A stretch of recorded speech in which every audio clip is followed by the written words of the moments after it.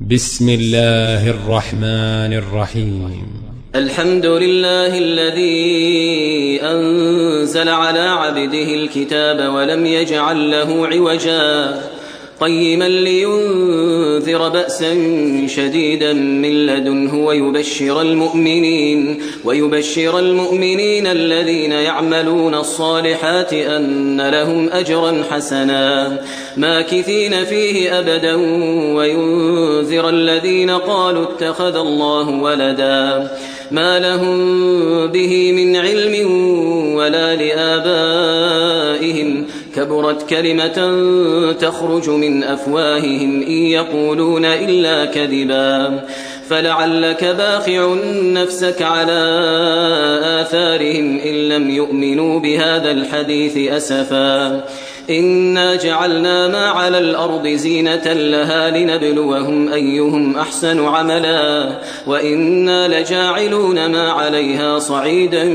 جرزا أم حسبت أن أصحاب الكهف والرقيم كانوا من آياتنا عجبا إذ أوى الفتية إلى الكهف فقالوا ربنا آتنا من لدنك رحمة وهيئ لنا من أمرنا رشدا فضربنا على آذانهم في الكهف سنين عددا ثم بعثناهم لنعلم أي الحزبين أحصى لما لبثوا أمدا نحن نقص عليك نبأهم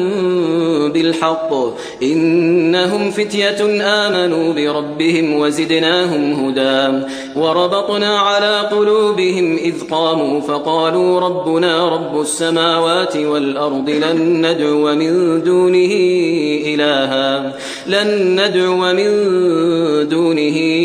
إلها لقد قلنا إذا شططا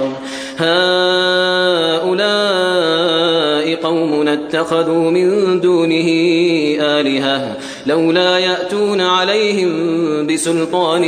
بين فمن أظلم ممن افترى على الله كذبا وإذ اعتزلتموهم وما يعبدون إلا الله فأووا إلى الكهف ينشر لكم ربكم من رحمته ويهيئ لكم من أمركم مرفقا وترى الشمس إذا طلعت تزاور عن كهفهم ذات اليمين وإذا غربت تقرضهم ذات الشمال وهم في فجوة منه ذلك من آيات الله من يهد الله فهو المهتد ومن يضلل فلن تجد له وليا مرشدا وتحسبهم أيقاظا وهم رقود ونقلبهم ذات اليمين وذات الشمال وكلبهم باسط ذراعيه بالوصيد لو اطلعت عليهم لوليت منهم فرارا ولملئت منهم رعبا وكذلك بعثناهم ليتساءلوا بينهم قال قائل منهم كم لبثتم قالوا لبثنا يوما أو بعض يوم قالوا ربكم أعلم بما لبثتم فابعثوا أحدكم بورقكم هذه إلى المدينة فلينظر أيها أزكى طعاما فليأتكم برزق منه وليتلطف ولا يشعرن بكم أحدا إنهم إن يظهروا عليكم يرجموكم أو يعيدوكم في ملتهم ولن تفلحوا إذن أبدا وكذلك أعثرنا عليهم ليعلموا أن وعد الله حق وأن الساعة لا ريب فيها إذ يتنازعون بينهم أمرهم فقالوا ابنوا عليهم بنيانا ربهم أعلم بهم قال الذين غلبوا على أمرهم لنتخذن عليهم مسجدا سيقولون 3 رابعهم كلبهم ويقولون 5 سادسهم كلبهم رجما بالغيب ويقولون 7 وثامنهم كلبهم قل ربي أعلم بعدتهم ما يعلمهم إلا قليل فلا تمار فيهم إلا مراء ظاهرا ولا تستفت فيهم منهم أحدا ولا تقولن لشيء إني فاعل ذلك غدا إلا أن يشاء الله واذكر ربك إذا نسيت وقل عسى أن يهديني ربي لأقرب من هذا رشدا ولبثوا في كهفهم 300 سنين وازدادوا 9 قل الله أعلم بما لبثوا له غيب السماوات والأرض أبصر به وأسمع ما لهم من دونه من ولي ولا يشرك في حكمه أحدا واتل ما أوحي إليك من كتاب ربك لا مبدل لكلماته ولن تجد من دونه ملتحدا واصبر نفسك مع الذين يدعون ربهم بالغداة والعشي يريدون وجهه ولا تعد عيناك عنهم تريد زينة الحياة الدنيا ولا تطع من أغفلنا قلبه عن ذكرنا واتبع هواه وكان أمره فرطا وقل الحق من ربكم فمن شاء فليؤمن ومن شاء فليكفر إنا أعتدنا للظالمين نارا أحاط بهم سرادقها وإن يستغيثوا يغاثوا بماء كالمهل يشوي الوجوه بئس الشراب وساءت مرتفقا إن الذين آمنوا وعملوا الصالحات إنا لا نضيع أجر من أحسن عملا أولئك لهم جنات عدن تجري من تحتهم الأنهار يحلون فيها من أساور من ذهب ويلبسون ثيابا خضرا من سندس واستبرق متكئين فيها على الأرائك نعم الثواب وحسنت مرتفقا واضرب لهم مثل الرجلين جعلنا لأحدهما جنتين من أعناب وحففناهما بنخل وجعلنا بينهما زرعا كلتا الجنتين آتت أكلها ولم تظلم منه شيئا وفجرنا خلالهما نهرا وكان له ثمر فقال لصاحبه وهو يحاوره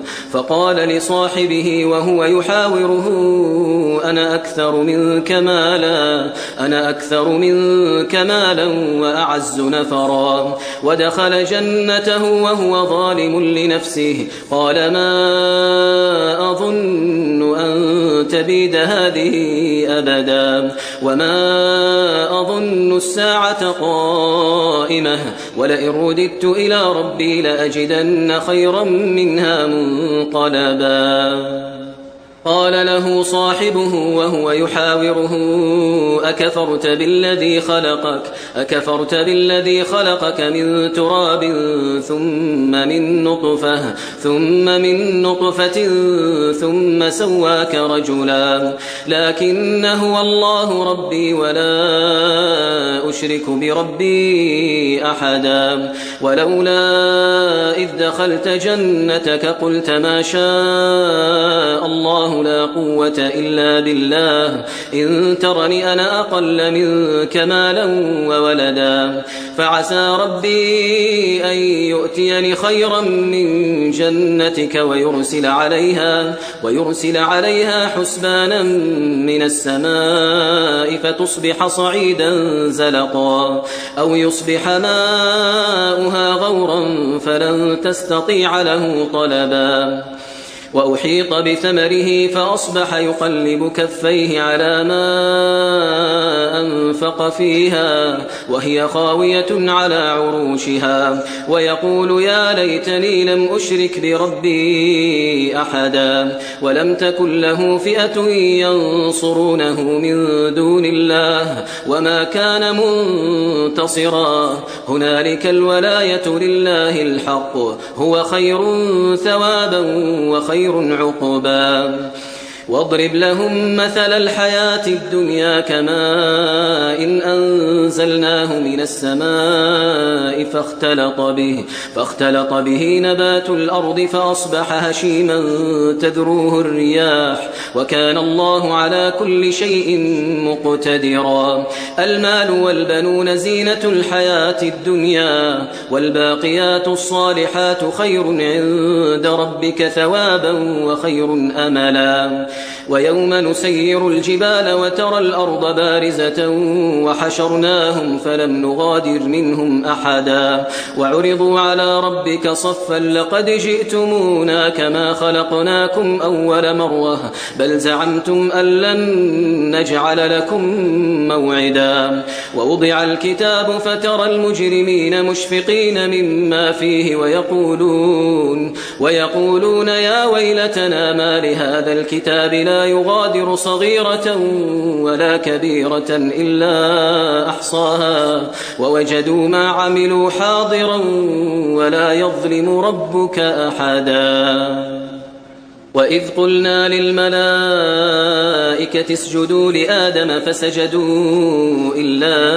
إبليس كان من الجن ففسق عن أمر ربه أفتتخذونه وذريته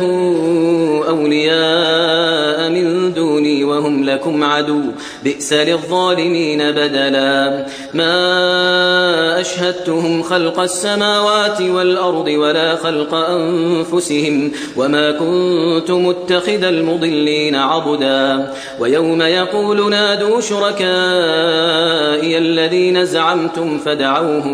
فدعوهم فلم يستجيبوا لهم وجعلنا بينهم موبقا. ورأى المجرمون النار فظنوا أنهم مواقعوها ولم يجدوا عنها مصرفا. ولقد صرفنا في هذا القرآن للناس من كل مثل وكان الإنسان أكثر شيء جدلا. وما منع الناس أن يؤمنوا إذ جاءهم الهدى ويستغفروا ربهم إلا أن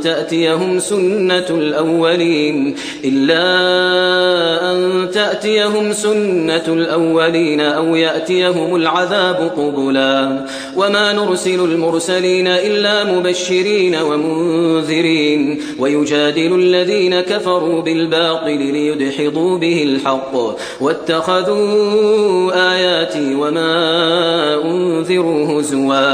ومن أظلم ممن ذكر بآيات ربه فأعرض عنها ونسي ما قدمت يداه إنا جعلنا على قلوبهم أكنة أن يفقهوه وفي آذانهم وقرا وإن تدعوهم إلى الهدى فلن يهتدوا إذن أبدا. وربك الغفور ذو الرحمة لو يؤاخذهم بما كسبوا لعجل لهم العذاب بل لهم موعد لن يجدوا من دونه موئلا. وتلك القرى أهلكناهم لما ظلموا وجعلنا لمهلكهم موعدا. وإذ قال موسى لفتاه لا أبرح حتى أبلغ مجمع البحرين أو أمضي حقبا فلما بلغا مجمع بينهما نسيا حوتهما فاتخذ سبيله في البحر سربا. فلما جاوزا قال لفتاه آتنا غداءنا لقد لقينا من سفرنا هذا نصبا. قال أرأيت إذ أوينا إلى الصخرة فإني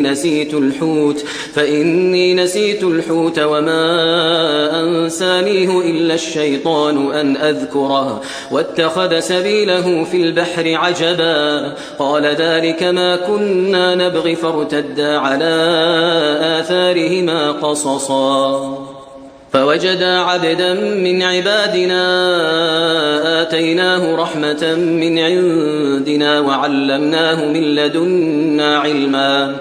قال له موسى هل أتبعك على أن تعلمني مما علمت رشدا قال إنك لن تستطيع معي صبرا وكيف تصبر على ما لم تحط به خبرا قال ستجدني إن شاء الله صابرا ولا أعصي لك أمرا قال فإن اتبعتني فلا تسألني عن شيء حتى أحدث لك منه ذكرا فانطلقا حتى إذا ركبا في السفينة خرقها قال أخرقتها لتغرق أهلها لقد جئت شيئا إمرا قال ألم أقل إنك لن تستطيع معي صبرا قال لا تؤاخذني بما نسيت ولا ترهقني من أمري عسرا فانطلقا حتى إذا لقيا غلاما فقتله قال أقتلت نفسا زكية بغير نفس لقد جئت شيئا نكرا قال ألم أقل لك إنك لن تستطيع معي صبرا قال إن سألتك عن شيء بعدها فلا تصاحبني قد بلغت من لدني عذرا فانطلقا حتى إذا أتيا أهل قرية استطعما أهلها فأبوا أن يضيفوهما فوجدا فيها جدارا يريد أن ينقض فأقامه قال لو شئت لاتخذت عليه أجرا قال هذا فراق بيني وبينك سأنبئك بتأويل ما لم تستطع عليه صبرا أما السفينة فكانت لمساكين يعملون في البحر فأردت أن أعيبها وكان وراءهم ملك يأخذ كل سفينة غصبا وأما الغلام فكان أبواه مؤمنين فخشينا أن يرهقهما طغيانا وكفرا فأردنا أن يبدلهما ربهما خيرا منه زكاة وأقرب رحما وأما الجدار فكان لغلامين يتيمين في المدينة وكان تحته كنز لهما وكان أبوهما صالحا فأراد ربك أن يبلغا أشدهما ويستخرجا كنزهما رحمة من ربك وما فعلته عن أمري ذلك تأويل ما لم تسطع عليه صبرا ويسألونك عن ذي القرنين قل سأتلو عليكم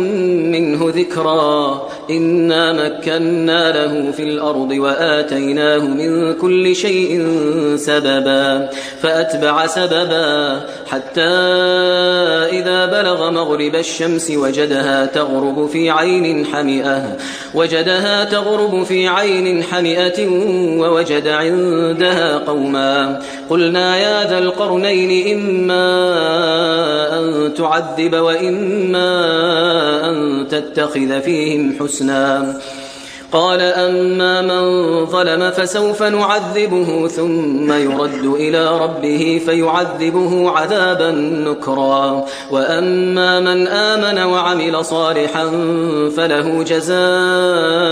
الحسنى وسنقول له من أمرنا يسرا ثم أتبع سببا حتى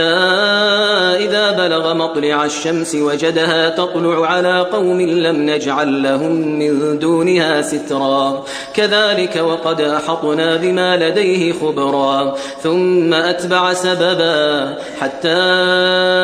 إذا بلغ بين السدين وجد من دونهما قوما لا يكادون يفقهون قولا قالوا يا ذا القرنين إن يأجوج ومأجوج مفسدون في الأرض فهل نجعل لك خرجا على أن تجعل بيننا وبينهم سدا قال ما مكني فيه ربي خير فأعينوني بقوة أجعل بينكم وبينهم ردما آتوني زبر الحديد حتى إذا ساوى بين الصدفين قال انفخوا حتى حتى إذا جعله نارا قال آتوني أفرغ عليه قطرا فما استطاعوا أن يظهروه وما استطاعوا له نقبا قال هذا رحمة من ربي فإذا جاء وعد ربي جعله دكاء وكان وعد ربي حقا وتركنا بعضهم يومئذ يموج في بعض ونفخ في الصور فجمعناهم جمعا وعرضنا جهنم يومئذ للكافرين عرضا الذين كانت أعينهم في غطاء عن ذكري وكانوا لا يستطيعون سمعا أفحسب الذين كفروا أن يتخذوا عبادي من دوني أولياء إنا أعتدنا جهنم للكافرين نزلا قل هل ننبئكم بالأخسرين أعمالا الذين ضل سعيهم في الحياة الدنيا